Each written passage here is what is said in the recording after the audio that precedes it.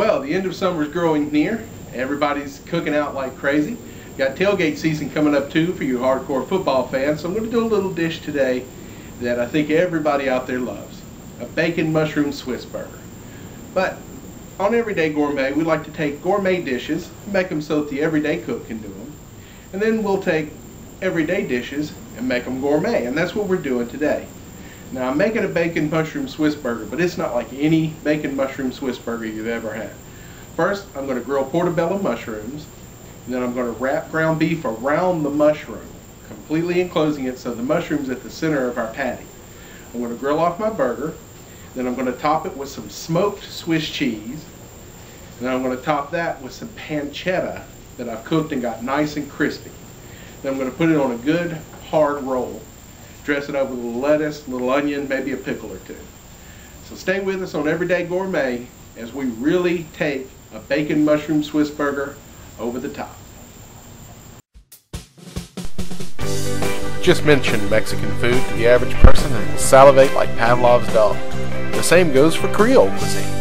The hottest trend in cooking today is fusion, so why not combine Mexican and Creole? Chef Stuart has. Amigo's Mexican Creole Fusion Cuisine is the first cookbook to explore this hot new fusion style. Jammed with over 50 pages of recipes and insight, Amigos is your passport to the next great culinary craze. Available at 4star.net and wannabetvchef.com. Tomorrow, I'm going to cook out some burgers. Tonight, I'm going to take about 15 or 20 minutes to get a good deal of my prep out of the way. Some of the things I need tomorrow have to be cooked beforehand and then cooled back down. So if I go ahead and knock them out tonight, then it just saves me that much trouble tomorrow. As part of my night before prep, I want to bifurcate the rolls with a sharp, serrated knife, thus turning them into buns. This begs the question, what was the greatest thing before sliced bread? I will store these in a zip-top bag until I need them.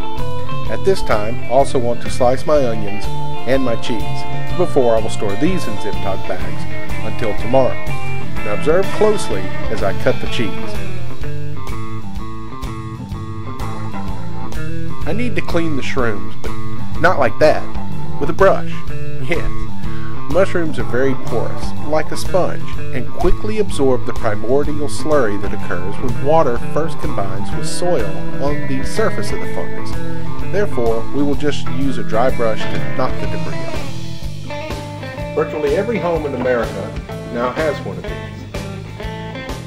It is an electric indoor grill. I'm going to coat this with a little spray. I'm going to take my mushrooms and spray a little bit of olive oil on them.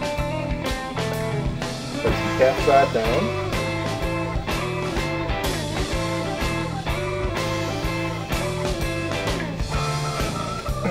I need these to be a little bit grilled, but I don't necessarily need them to have the smoke flavor. Oil them on top. Come back with a little salt.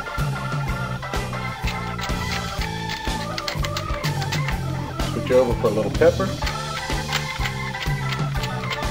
Close the lid. Set the timer for 10 minutes.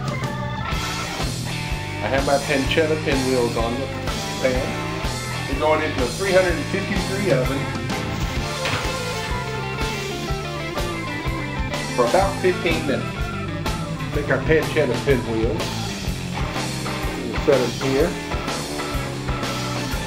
dry, into drain. Very thin and they're kind of breaking up on me. Kind of why I made more than what I needed. Occasionally they will break up on you, like these are.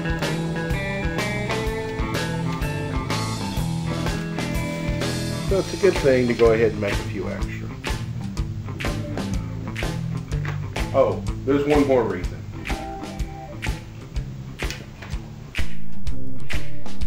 Getting our stuffed mushroom burger is not really rocket science. Just press out your patty that you would normally make a little thinner. Make sure to seal any broken edges so that you have a complete disc. place your mushroom cap dead in the center. Then you're just going to work your way around it, folding the ground beef over the edge of the mushroom. You're going to try and get a complete seal around it, pulling the burger beef all the way into the middle, and seal any creases that you have by pinching them together, kneading them, patting it down, whatever you need to do. At some point you may even need to take a little extra ground beef and plug up any holes that you see, and you'll want to crease those in too. As you'll see here, I've got one little hole in the center, so I pat out a little bit of beef, put it over it, and I'm crimping the beef together, making sure I get a good tight seal. Then I'm going to pat it out so that we have a good clean patty. And now you can't even tell there's a mushroom inside. Now I like to season mine with Montreal steak seasoning, but you can season this burger with whatever it is you like on your burger. If you like putting a baste on it while you cook it, go ahead. Okay, my grill's good and hot. Got my burgers made. I want to coat my grill real good first. Alright. I just want to throw my burgers down.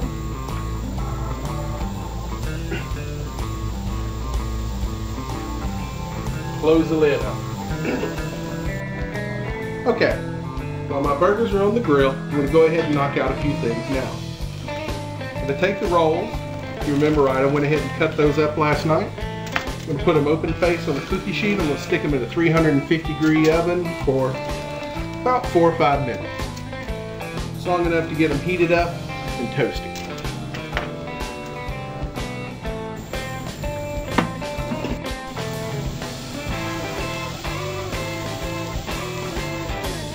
Now, to ensure myself that I get nice grill marks, I always like to give them about a quarter turn before flipping.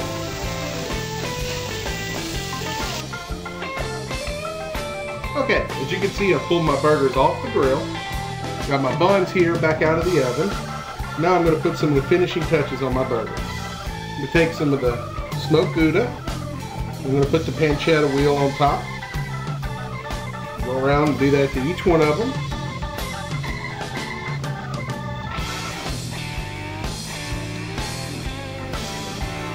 That one's trying to fall apart on me, but it will all taste the same.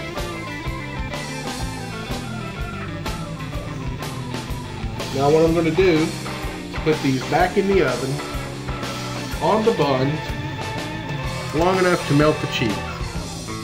And then we will be chowing down. And there it is, the world's most incredible bacon Swiss cheeseburger. I'm going to top it off with a little romaine lettuce, a little iceberg here, some onions, maybe a big nasty pickle, and that is a work of art. Do you mind? So there you have it. Gourmet bacon mushroom Swiss burgers. It wasn't too hard, was it? I still have all 10 digits, my mind is reasonably well intact, and I've got a delicious meal to eat. One of the secrets to making the gourmet every day is to use attention to detail. Make sure you use high quality ingredients and take the time to do the little extras you need to do to make it great. Now join us next time on Everyday Gourmet.